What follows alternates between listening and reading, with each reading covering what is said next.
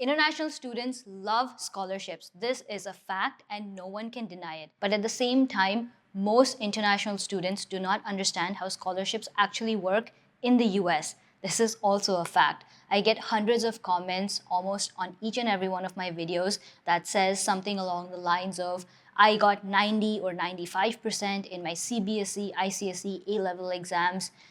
With this score, can I easily get scholarships and study in the US? So in this video, we are going to address 5 things that you can do as a student in whichever country you are to maximize your chances of getting a scholarship. The first one we're going to talk about is your GPA. Now, I don't care what any other YouTuber or counselor says. I know that they all make you work on your activities, profile building, essays, and all that is important. Don't get me wrong. But at the end of the day, one of the biggest things and most important factors that colleges want to see in a student is the fact that you can study, get good grades, and perform well academically. And nothing shows that off more than your GPA. So getting a GPA anywhere more than 3.75 puts you in a great spot, I would say above average, if you are in international school. So let's take CBSE or ICSE, for example. If you can score anywhere above 85 or 90%, that is good as well.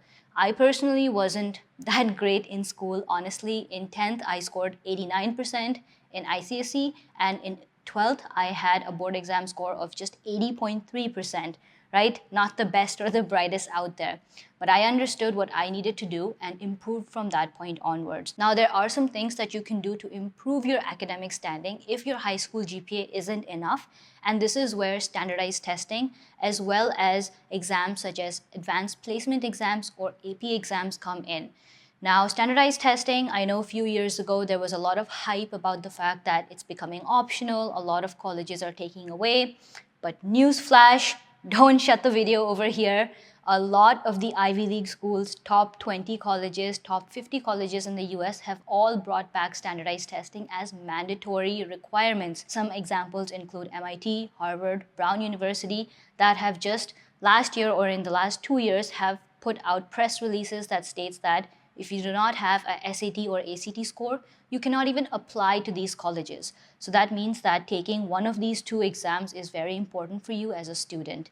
And if you want to show your academic skill set in a higher manner, you can also go ahead and take advanced placement exams. These happen once each year in May. International students can register for them because there are test centers in almost every single country. There are 38 exams in total that you can write. You don't have to write all of them. Just pick and choose whichever ones kind of matches the major that you want to study or closely relates to. I would say if you can write and score well in about 5 to 15 AP exams, that is great. So many students do not know about AP exams, they don't write them. So just by giving a couple of them, you're already well ahead of your competition. So in short, if you're writing your SAT exam, anywhere above a 1500 is a good score to have. And for ACTs, anything more than 31 or 32 puts you in a fantastic spot. Now, there are tons of online free full-length practice tests available that you can keep improving yourself on. So definitely take advantage of those. Next up is academic rigor. Now, this is one of the most underrated factors in scholarships considered because not a lot of students pay attention to this. And it's a weird term, right? Like, what does academic rigor even mean? It basically means how difficult is the syllabus or the curriculum that you're taking. In simple terms, let's take State Board, CBSE, ICSE, IB. Out of all of these, which one would you say is the toughest? Now, if I was a student who wanted to study in India, I would say ICSE is the toughest because ICSE textbooks are like this thick, right? I've studied, I've given the exam, I know that. But if there is a student in India who wants to come to the US, the academic rigor, the highest caliber would be the IB board because that is tailored towards the US education system.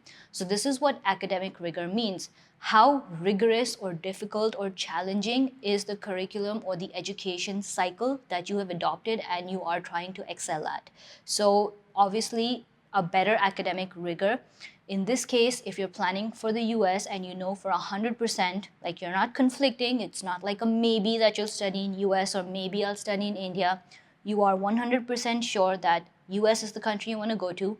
Choose the best academically rigorous curriculum, in which case it would be the IB or even CBSE and ICSE isn't that bad either. And the same case applies for A levels in other countries as well. Number 4 on our list is internationally acclaimed awards. Now again, this is another like underdog in this whole list because I see a lot of students build their wholesome academic and extracurricular profile based on fun stuff, right? Hobbies and turning various extracurricular activities into competitions, excelling there, which is great. That is good to have. But something that not a lot of students do is get Olympiads under their belts or academic-based competitions such as science fairs, published research. All of these things, what they have in common is the fact that they are extracurricular activities, but they're academic in nature. So it is very important for you to have a small section that shows that other than just writing exams for schools, standardized test or APs, there are other extracurricular competitions where you've gone and shown your abilities to excel as a student. And this is where all of those activities fit in. And that segues into research-based opportunities. I've seen colleges over the last 2 to 3 years give this so much of importance because they want to see research-based skill sets in high school students. So I'm talking about competitions and programs such as YYGS, New York Academy of Science, RSI by MIT. And if you're not able to get into these programs, maybe we weren't selected, a great opportunity is also the Research Bootcamp by Incognito Blueprints. All of these opportunities have one thing in common. They teach you the fundamental of research, which includes literature review, reading scientific papers, and potentially even getting your own research paper published. These are all skill sets that you need to have when you're going into college and will ultimately even serve you well when you start working a job, whether that's research-based or industry-based. This is something that colleges are looking for again. Next up, you have to apply early. Wait, that's not all there is to it. Now you understand that the fall application cycle is the biggest cycle to apply in, and the deadlines usually vary between November to December or January. Now there is something called the honors program, and almost every single college application will have this question, which is something like, do you want to be considered for the honors program?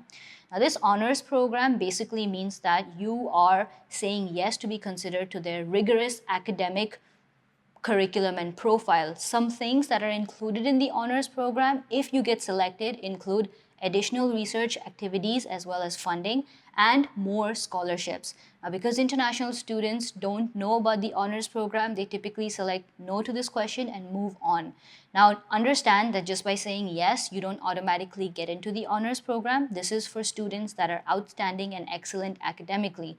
So if you are good in your studies, you have a good GPA, and you've done all the 5 points that I've mentioned before this bonus point, this is a good opportunity for you to say, yes, I would like to be considered. There's no guarantee that you will be accepted, but it's worth a try. With all of like the great things that the honors program provides, when you do select yes, in some cases they may ask you to write an additional essay. It's not too big, maybe 300-word essay, and applying early in this situation does help. So that's all that I had for this video. I hope you guys found these tips very useful. 5 or I guess 6 tips that can help you maximize your chances of getting scholarships. Like the video. Maybe if we can get this to 500 likes, I may create another video for graduate programs, which is master's and PhD. And this works for any intake that you're applying for. These tips will ultimately help you get a scholarship, not just in your first year, second, third, fourth, whichever year of study you're trying to attain that, if you're trying to study in the US.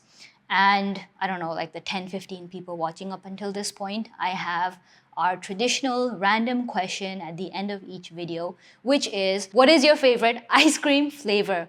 Now, I went out last night and my favorite, I don't want any hate for this in the comments from you guys, is mint chocolate chip.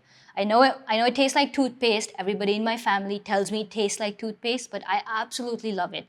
Mint chocolate chip with like the flaky chocolate chips and in a waffle cone. Oh, that is like the ultimate goal. I would drive out at like midnight to get this ice cream flavor if there's a good store near me. So drop your favorite ice cream flavor in the comments below. Like this video, subscribe to the channel, and I will see you guys in the next one. Bye.